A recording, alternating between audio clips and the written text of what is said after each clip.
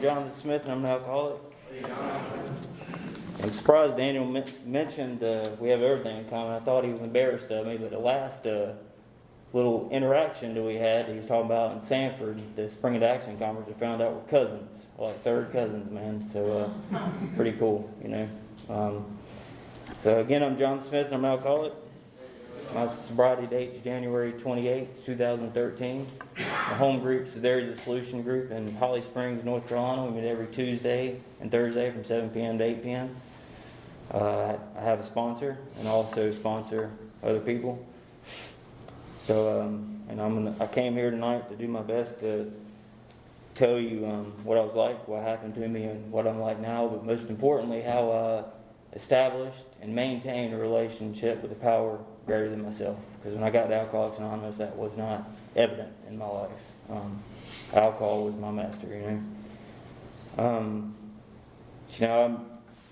I come from good roots, you know. I grew up about 20 miles east of Raleigh in a little town called Clayton. It's in Johnston County.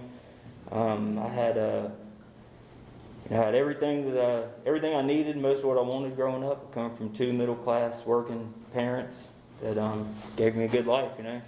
But at a very early age, I remember feeling fearful, especially in situations like this. I remember being in like 3rd or 4th grade and going to meeting. Can I take my mask off? You sure can. Okay, thank you.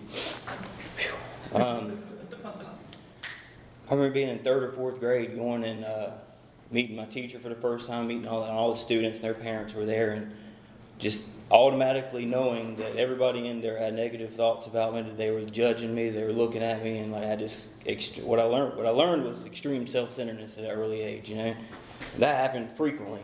I didn't really feel like I fit in anywhere that I go. I was active in sports and played soccer and baseball and all that stuff, and just felt different than other kids around me. Felt like I was missing something. And when I got sober, it's one of the first things I identified with whenever I would hear speakers tell their stories. So it's really important for me now to share that same thing. So if you're in here and you are new, that you can maybe identify with it too. You know, I took my first drink at the old age of 15 years old, and all those fears went away. I no longer cared what anybody thought of me. And I was 15, so I was really interested in girls, scared to death of girls, but I was really interested in them.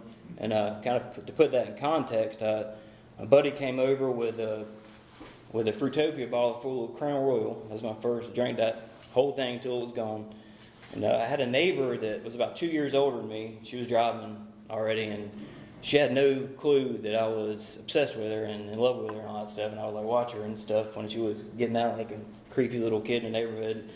And like I would be skateboarding in the little cul-de-sac, and I'd see her car pull up, and I'd run and get out of the way and like kind of hide and watch her or whatever. It's kind of weird now actually saying it out loud. But, I don't know, man. Like I liked her, but so I got drunk. Never spoke to her ever, you know. But I got drunk that first time, and I walked straight to her house. And keep in mind, she probably didn't know I existed, man. And knocked on her door and stood there for like 30, 45 minutes talking to her. Made her laugh. Made her like I just felt like I was 600 foot tall and bulletproof, and like nothing like that. My mind registered success at that moment, the first time I drank, and that's really important to my story because. Fast forward 10 years later, I can't stay out of jail. I've lost every meaningful relationship in my life.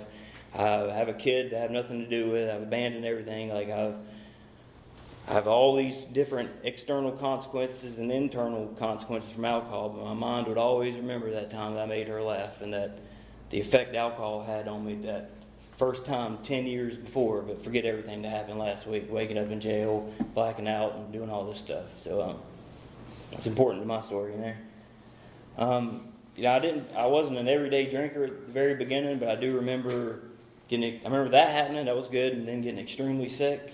And whenever I woke up the next day, I already forgot about getting extremely sick, and remembered that experience with the girl, and couldn't wait to do it again.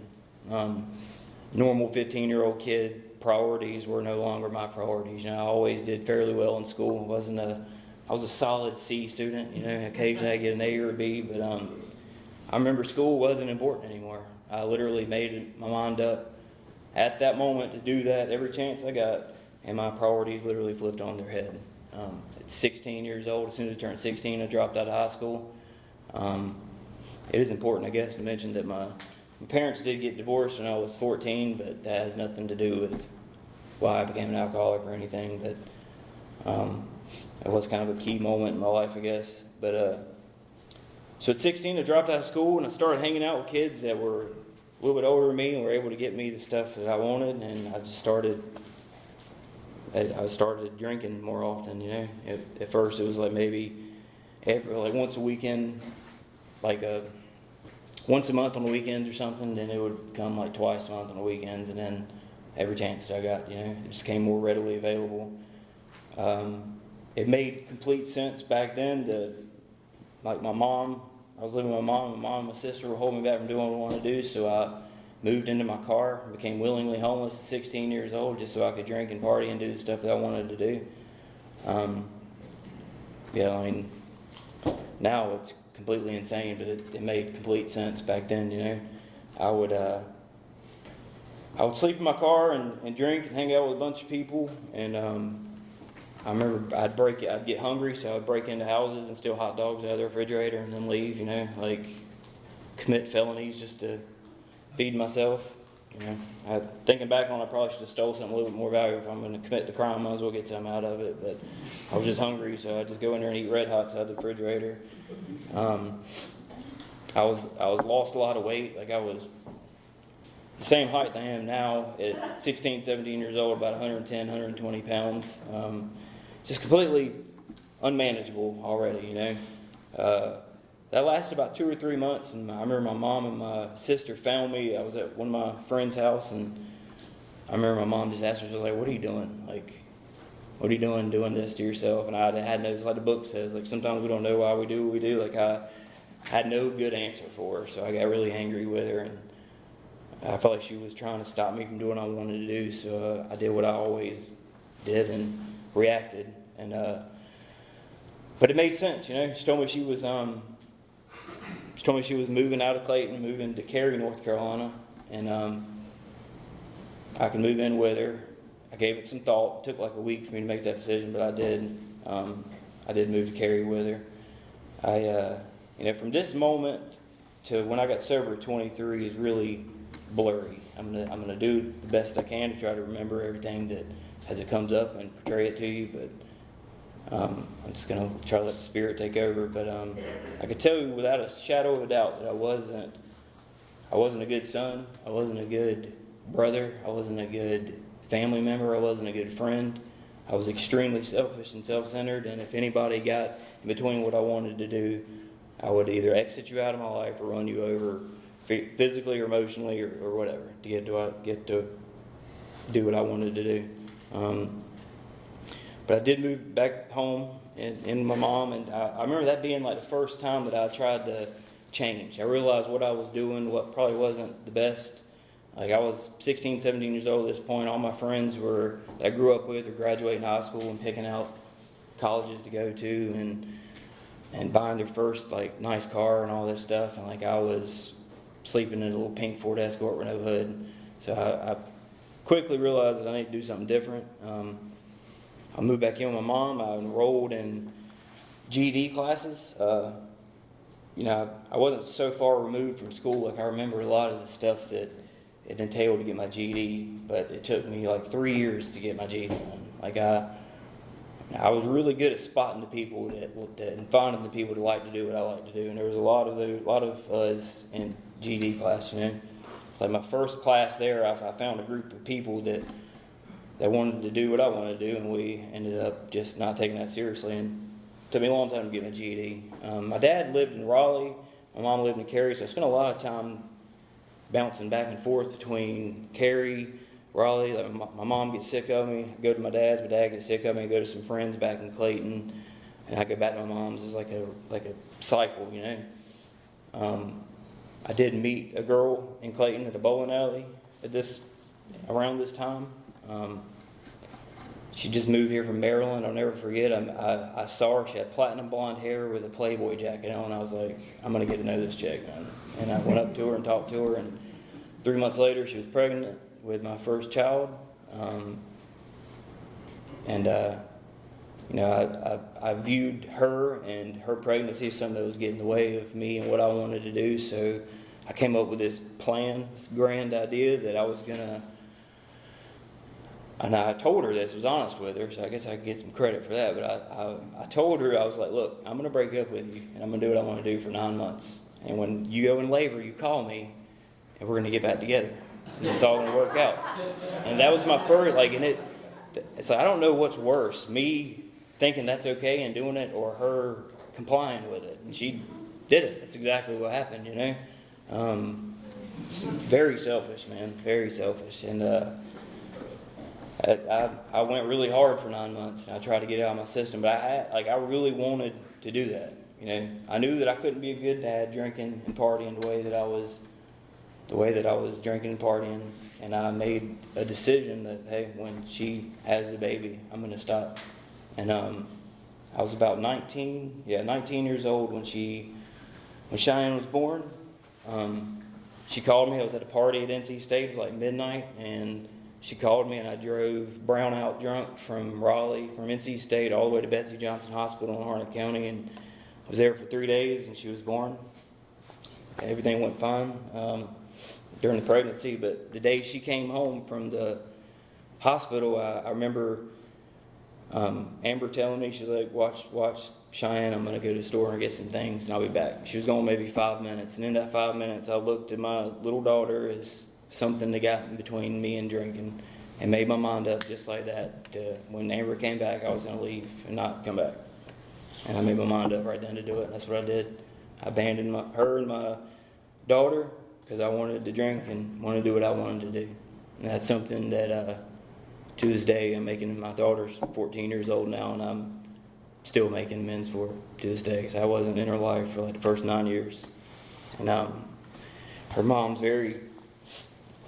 told her the truth, which I'm kind of glad she did. But anyway, that just kind of puts in context the thought process I had. I didn't really think there was anything wrong with it. And if Amber was the type to really criticize me for it or something, I would have just got a real bad attitude with her and drove her away. And it's around the time I started GED class at 17, and I got it at 19 or 20. I actually got the third highest writing score in the country. I'm pretty proud of that. I'm the third highest, smartest writing student kid. I never knew I could write, but anyway. So at 20 years old, I started to get some serious consequences. Drinking used to be fun all the time. It produced an effect in me that, it's like in the doctor's opinion, it talks about, the effect was just powerful. It was there. I knew that no matter what alcohol would do, what I was seeking to do, would get me outside of myself like nothing else would. But I started to get the Dr. Jekyll, Mr. Hyde thing. It wasn't all the time, but it started to happen before I was even legal drinking age of drinking alcohol. Before I could legally buy alcohol, I was drinking alcoholically already. I had all these different. I started forming these scenarios in my head. I said, well, if I ever do this, and this, I'll take a look at my drinking, and I started surpassing those scenarios. I was already trying to control. I was telling Daniel before the meeting, it was around 20 years old that I made my mind up I couldn't drink liquor, because every time I drank liquor, bad things happened. It's not very normal, I wasn't even old enough to legally buy liquor, and I was already having the consequences and a lot of alcoholics have about liquor, So I was a beer drinker at 20 years old, and when I got sober, I was about 250 pounds, so it makes sense now, I got my first DUI at 20. I remember I got my tax return. I bought a little Mustang. It wasn't a nice Mustang. It was one of them V6 Mustangs, but I was proud of it. It was mine. And me and my girlfriend at the time were driving home from a friend. I remember I slammed 2 Bud Light Limes and drove home. I was literally 2 minutes away from the house, and I was going 85 miles an hour and at 35, and the cop was trying to pull me over for a good mile. He told me he was behind me with the lights on. I hadn't seen him.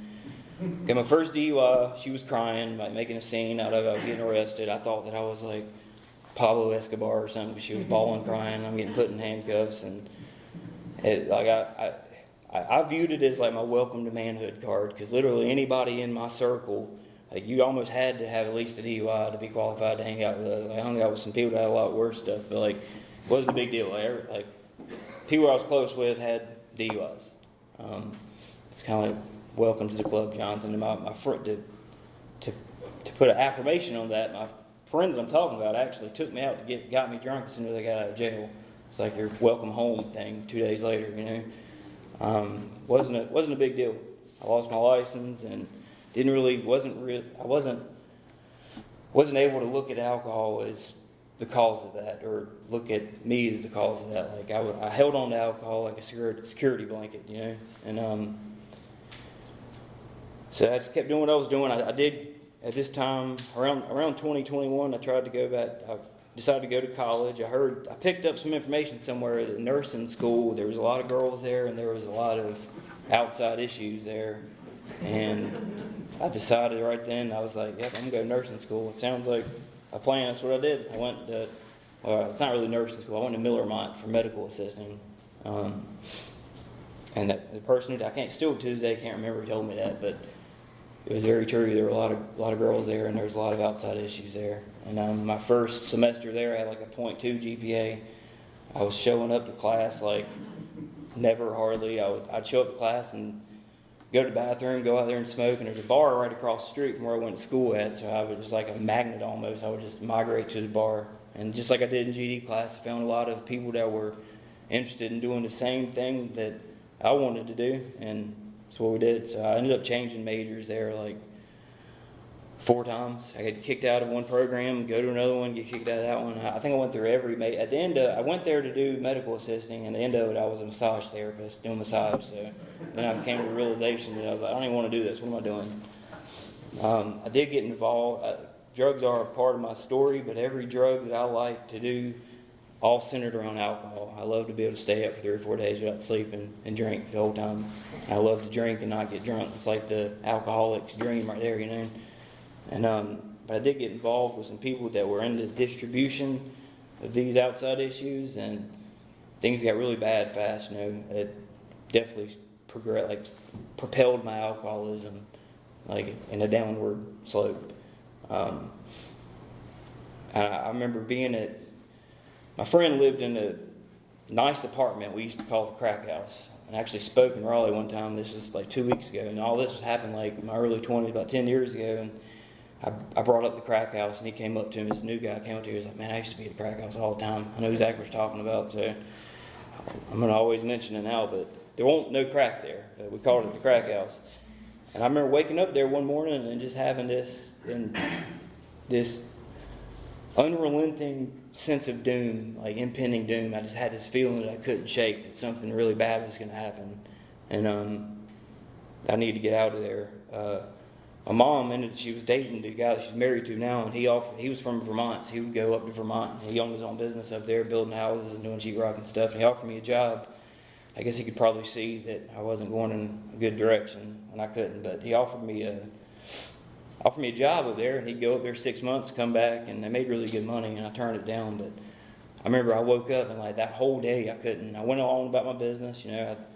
By 1, 2 o'clock I was drinking 40 ounces, but I could never shake that feeling that something bad was going to happen. So I stuck to my instincts, and I kind of wanted, at this point, it was like I wanted to manage my life. I wanted my life to get better. I wanted to do things different, but I wasn't willing to give up drinking, you know.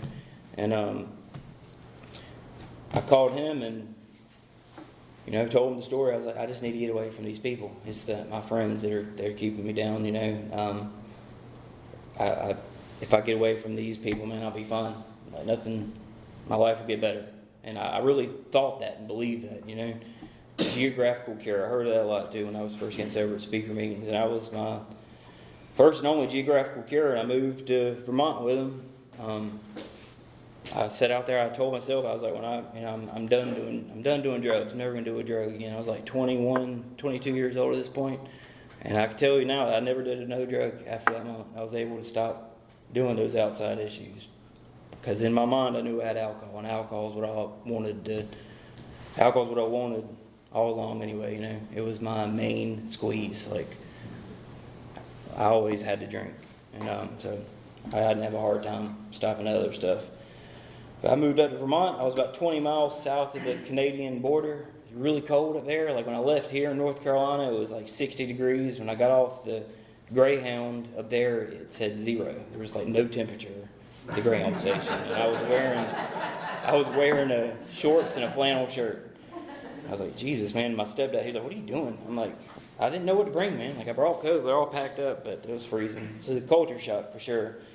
Up to this point in Vermont, I would always tell myself, I would make myself wait till lunchtime to start drinking. I would literally white knuckle it sometimes. If I got up really early in the morning on Saturday and I had some alcohol, I would force myself to wait till, I don't know why I would do that. But in my head, I was like, if I drink before lunchtime, I'm admitting to myself that I'm an alcoholic and I got a problem. So I would force myself to wait till noon to get drunk and start drinking. When I moved to Vermont, I was making real good money. That was another milestone that I went past. I said I would never do this, and that's just another thing I started. I started it on the weekends, man. Like I'd get up at 8, 9 in the morning, and by 30 minutes after waking up, I'd be drinking. And up there, they have really powerful IPAs, and they sell 30 packs of beer. So it was a different experience, So I would get a 30 pack of Magic Hat or a 30 pack of these real potent IPAs when I could afford it. And then toward the end, I was just drinking 30 packs of Milwaukee's Best Ice, like it was down here. But I'd start drinking at 9:30 in the morning. By 4 or 5 o'clock in the afternoon, I'd be dirt drunk, falling down the steps. The owner of my stepdad was a partner with a guy, and my stepdad was renting a room from somebody who lived in a cabin, so I couldn't stay with him. But the other owner of the company had a really big house, really nice house, right on the base of a mountain. And he was nice enough to let me rent the room above his garage to me. And like I said, they had 2 small children. By early afternoon, I'd be falling down drunk, embarrassing myself. At 22 years old, man, I'd be in there flirting with his wife, trying to sleep with his wife in a blackout. I would be cussing out her friends, complete loss of personality. I don't know when it happened exactly. I think about it often too. It's when I crossed that line, But to my best assumption now, it was around the time that I was in Vermont. So I crossed the line into full-blown alcoholism. Alcohol was no longer fun anymore. I was desperately seeking out the effect that it produced in the beginning, where it made me feel like I was 10 foot tall and bulletproof, and it never happened. It got bad. And it was around that time that I was really drunk, and I admitted to myself internally that I have a drinking problem. And I can tell you right now, and I remember this like it was yesterday, that drinking was never the same after I had that conversation with myself. After I admitted to myself when I was drunk that I had a problem with drinking, it got real bad fast, So at 22 years old, I was there doing that stuff. I gave them many reasons to kick me out, but the final straw was their 2 kids. I was at work one day, and there was no bathroom where I stayed at, so I would either have to go outside and use the bathroom or stumble through the house, all the way through their house, past their bedroom downstairs to go to the bathroom inside their house, and I was always insanely drunk, so I didn't want to do that. So what I did was unless I had to do number 2, no way around that. I locked myself out one night going outside to go to the bathroom and about froze to death, literally, So I had this grand idea, that I was going to keep my empties and pee in my empties, and whenever it got bad enough, I was going to go downstairs and pour it out and fill the whole yard up with yellow snow, And so I did that. I had about 35 empties in there that were full of pee. And I was at work one day, and their 2 sons were making YouTube videos, and they went upstairs in my room and were pretending like they were drinking beers on the YouTube channel, and they got a mouthful of my pee. And that really made my mother upset. When I came home from work, she basically told me I had to go. Being the responsible person I was back then, I didn't save money or anything, so I was really kind of SOL. They kicked me out, and I came back to North Carolina. Now, when I got back here, I was a completely different person in a 6-month period than I was when I left. I was dangerously antisocial, like the book talks about. Every time I drank, my body wasn't processing alcohol the way it did before. Like I used to be able to drink all night and be halfway decent, but now I drink 140 ounce and I'm out of control, you know. The book talks about you might have a new guy. It's talking about new guys. You might have somebody burn a mattress or something. Like I never burned a mattress, but I did rip the countertop. Like right after this, I ripped the countertop off my mom's island countertop or whatever for no reason at all. Like just in a blackout drunk and in a rage. And this is where it gets real blurry. I know that I was 22 when I came back, 23 when I came back. I got sober at 23, and in the few month period that I between then and when I surrendered and God entered into my life, it was like everything that could happen did happen. I got my second DUI, and this time it wasn't as glorious as the first one. I didn't have any friends in my life anymore. I lost all relationships. The people that I viewed as really problematic drinkers told me, like a year before I went to Vermont, they couldn't hang out with me anymore because of the way that I drank, you know. So like I didn't have any friends. All I had was my family, and I was on thin ice with them. They were getting tired of my stuff, you know. I got my second DUI. I was going about. I've been drinking cheap wine and beer all day long, and I heard on the radio it was around Halloween of 2012. I heard they were having a grave rave in downtown Raleigh, so in a blackout, I decided to drive towards Raleigh. I don't really remember much of it, but somebody called Star HP on me. I was going about 100 miles an hour on 440 and swerving people off the road. Like I ran people off the road on the way there, and it wasn't. I know that 4 hours after I got arrested, I blew a .19. I sobered up enough to where they could actually breathalyze me, and I blew a .19. So I don't even know how drunk I was. I was extremely drunk. They would breathalyze me there, but I don't remember anything. I got a police report in the mail, and I apparently tried to fight the cop. They had to put me in they hog-tied me and put me in a spit mask, and just wasn't I wasn't the same person I was, you know. Alcohol is changing me. But the thought of losing alcohol, like I would reserve, it's almost like I would put a shield around it internally. It's like I wasn't willing to give up alcohol, because alcohol was such a powerful solution for my life for a long time. Like I wasn't willing to give it up, you know. So what I did was I had this equation in my head. I was like, if I could stick to this, nothing bad will happen. I will be fine. I will be a successful drinker. I was like, if I only drink beer on the weekends and I don't leave the house, I'll be able to go to work.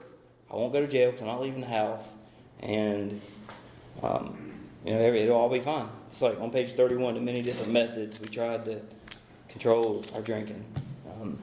My last drunk was on the 5th of moonshine. I got 2 charges in one night, and it was on a Sunday, so I couldn't honor that, you know. I don't know, like that night that I drank that moonshine was the last night that I got drunk. About 2 weeks before then, this time, like I said before, I'd go from my mom to my dad to my friends, and I didn't have friends at this point, so I was just bouncing from mom to dad, and I was at my dad's house. And I remember it was like 6 o'clock in the evening, and I remember being so drunk. I was leaning on the door of the apartment, looking up at the door after like my 4th failed attempt to open the door. I would stand up, try to open it, and fall back down. And after my 4th attempt, I stood there. I was like, God, why can't I open the door? You know, like this door, I can't get inside the house. It was pitiful, you know. And I remember the neighbor coming outside, and she had like a 4-year-old son. I remember her looking at me and like grabbing her son and bringing her son to the other side of her so her son could be as far away from me as possible. And I just remember that hitting me in the chest, man. And I remember asking God for help. I remember praying. That was the first time that I sincerely asked for help, and even though I was drunk, I was willing to look at myself and my drinking, you know. But the next day, I was still not ready to give up alcohol, you know. And I really don't know what happened. I was telling Daniel again before the meeting, like I if you would have told me 24 hours before I got sober, like, hey, this time tomorrow you're going to be in treatment, you're never going to drink again, and you're going to want to give it up forever, and you're going to be willing to do the work necessary, I would have been like, what are you smoking? And give me some of it.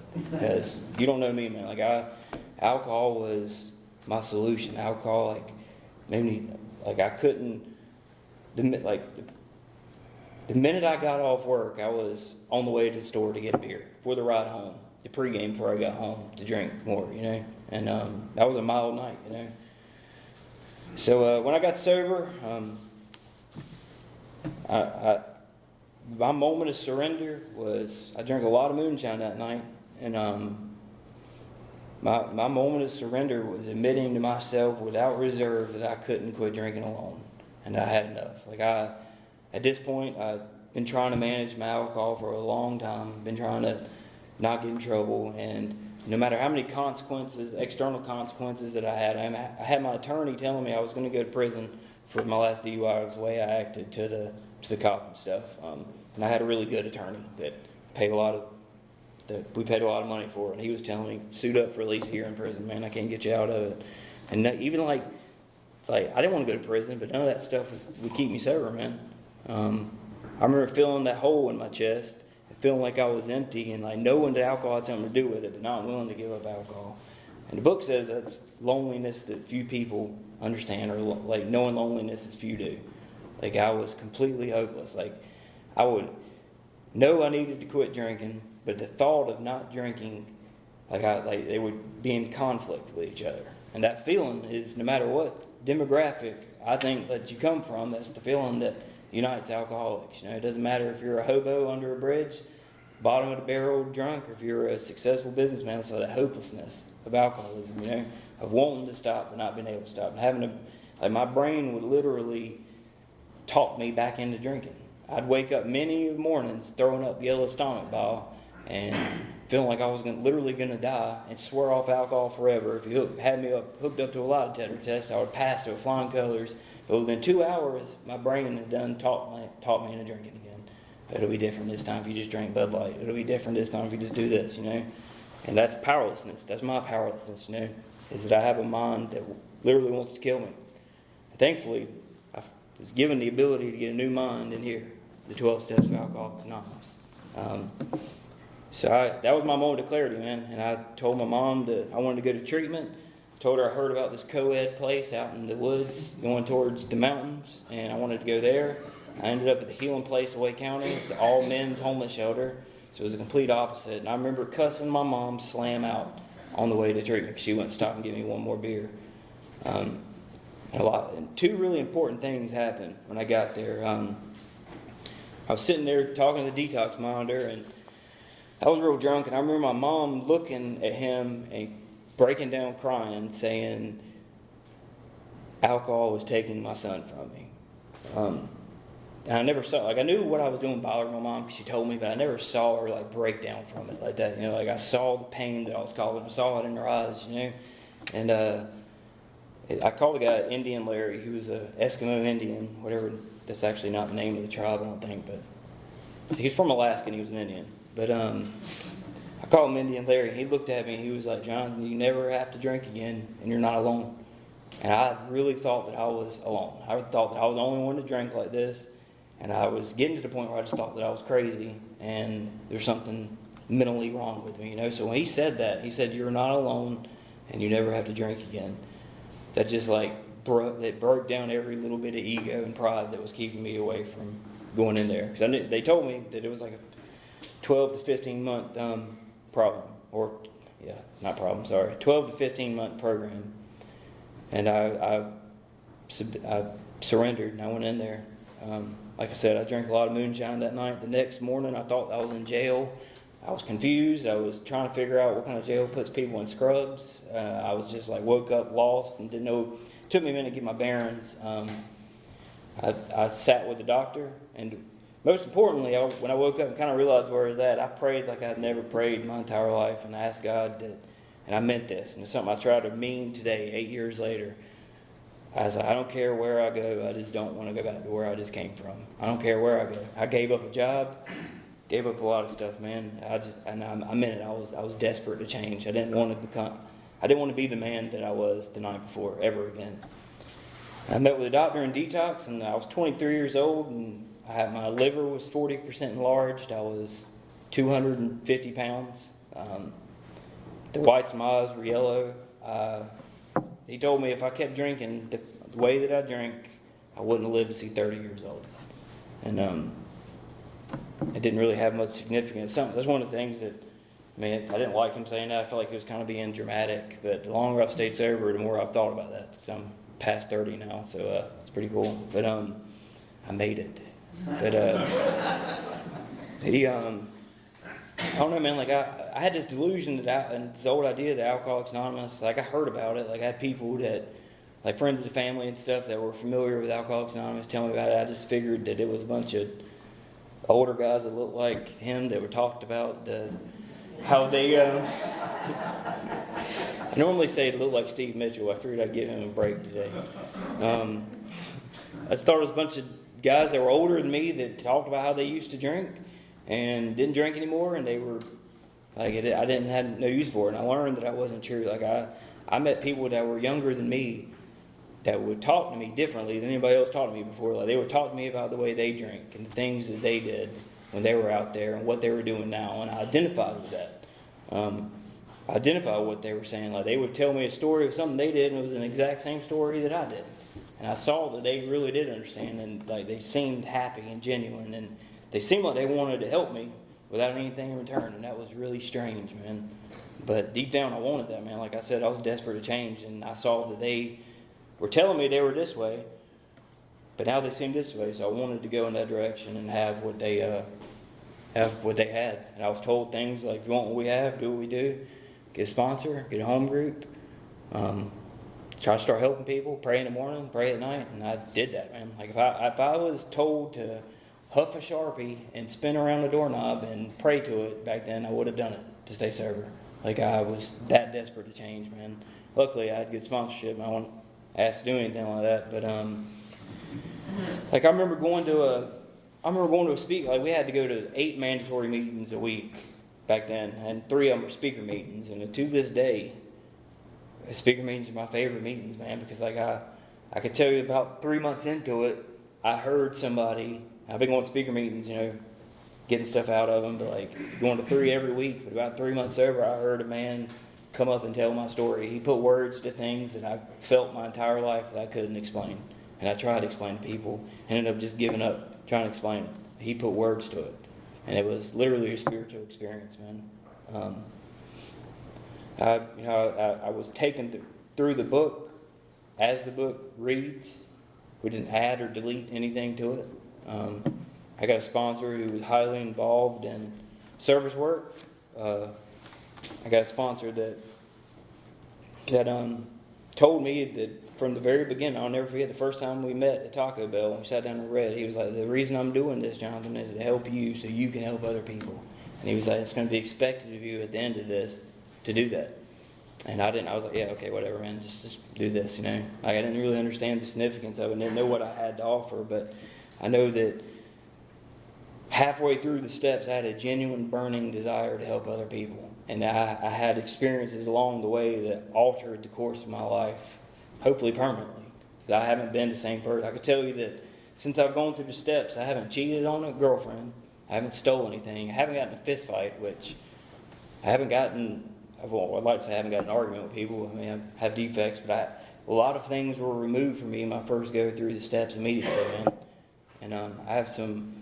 I'm an electrician by trade. I did that before. I didn't really get that in my past, but I work at Duke University Hospital. I worked there off and on before I got sober through my dad, and I work there now. And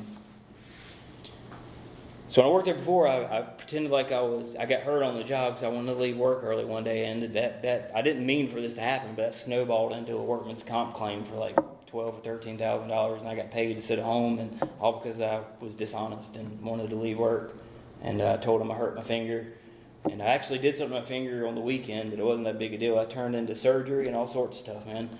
And I got my job back this go around, and my sponsor was like, "You're gonna make amends for being dishonest with him and you're going to tell him exactly what you do. I was like, all right, I will. Like, just give me about 6 months to fill it out. He's like, no, you're going to do it as soon as you get there tomorrow. And I was like, dang, man. But like the book says, I didn't shrink at anything, man. My superintendent picked me up from the parking lot, was on the way to work, and I told him what happened. Was sure I was going to set some sort of record for the company for getting fired the fastest, And he looked at me and didn't know what to say. He was like, this conversation, don't leave his truck, Jonathan. I appreciate you telling me, but he was like, you can't tell anybody this, or you'll be blacklisted from the company. And I never told anybody else, He makes fun of me now about it. He's like, you hurt your finger today, man? But that turned into, being that kind of employee, to winning. I won they invested in me. I went through an apprenticeship there, and I won the North Carolina competition, and they sent me to Long Beach, California to represent the company at the national level. Just a byproduct of doing what I was taught to do in Alcoholics Anonymous, I took an inventory. I was honest with somebody. I gave my life to God. I admitted that I had a problem. I made a decision to work the steps and try to do something different and to change. I took an honest inventory for the first time and tried to shed light on the things that were blocking me off from God. And I took a look at myself from a different angle I'd never looked at before. Disregarding everybody else that's ever done anything to me, just looking at myself and what I've done.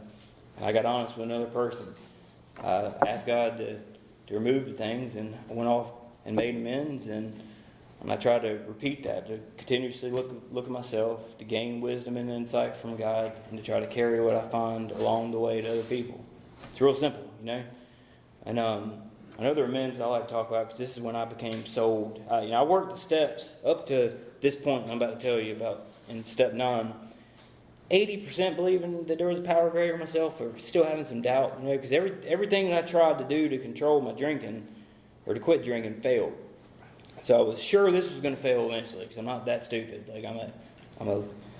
I learned that, I just had doubts this was going to work, even though that I went so long without drinking. And so I had an ex-girlfriend that wasn't Amber or anything, but my first baby's mother. But we were like high school. We were off and on all throughout high school and after high school and stuff. But last time I saw her, I did some things to her that could have put me in prison for a very, very long time. And she died before I got sober in a drinking and driving accident. She was intoxicated and overcorrected and swerved into a tree and died. And it was like 2 years before I got sober, but I felt like the more that I came over my 4th step, and I felt a lot of shame from that, man. And my mom and her mom were like, not BFFs, but they were like, they would see each other every 2 or 3 times a year. They would text each other and stuff like that. So my sponsor told me to write a letter to her as if she was sitting in front of me like y'all are now, and write a letter and ask God to allow her to receive this message and write a letter and read it to her. And I thought it was strange, man. I was like, and it was like, my sponsor told me I had to do 5 successful amends before I could start sponsoring people. And I was already in step 12, and this was my 5th one. I made 4 other amends, and this was the one that he wanted me to do next. And I wrote the letter. I said the prayer, and I read it. And I was still in rehab, like a year sober. I was about to get out, and I was at my mom's doing yard work. That's how I would get cigarettes and stuff. I would work for her home. She'd give me like $10 to buy cigarettes, and I was outside cutting grass, and she told me that Colleen called her, which is Kelsey's mom. This was like 4 years after she died. That Colleen called her the day before and said that, she was like, hey, Colleen called and said that she found a letter Kelsey wrote you apologizing to you and wanted to know if you wanted to have it. And I completely became sold on God at that moment. Through the power of the 12 steps, and through the power of Alcoholics Anonymous, and through trying to change, become a different person, and meet God, and maintain a relationship with God, I verbally communicated an amends to a girl that died 4 years before, that I owed an amends to. I knew right then she received the message that I said to her, and that she apologized to me too, And it blew me away, man. I get chills talking about it. I looked up at the sky and I was like, God, I'm yours. Whatever you want me to do, I'll do. And I've tried to live that from that moment on until now. I try to help other people. I try to be a good member of the community. I have a 4-year-old son now. I have a girl that I haven't abandoned or cheated on or try to be a principled partner in a relationship. My son's never seen me drunk. My daughter comes, she lives in Maryland now, she comes down twice a year. I have a career job at a company that I took full advantage of. I've been blessed, and it's a direct result of trying to practice the principles I've learned in Alcoholics Anonymous and to every different group in my life, at work, at home, and I fall short often. But I believe that if I just continue to try to grow and to look at, just like I did at the beginning, it's like what works in the beginning works for me now. I pray in the morning, I pray at night, I try to review my day at night and see where I fell short and ask God to be a different person the next day and be a little bit better and try to be aware of those things. And in the morning I ask for guidance, for intuitive thoughts and actions, and just try to be the best person that I can. And it's because of people like y'all in here that selflessly went to me and told me like the little things, just telling me a little bit about their story and like, hey man, just do what we do if you want to be done. Like allowing me to identify. Because if I didn't identify that time that I was in detox, mine probably won't be here right now. That was powerful for me, And it's because of speaker meetings and all this stuff, man. And I think I'm going to stop now because I'm going to start battling. But Daniel, appreciate you asking me, man. Thank you.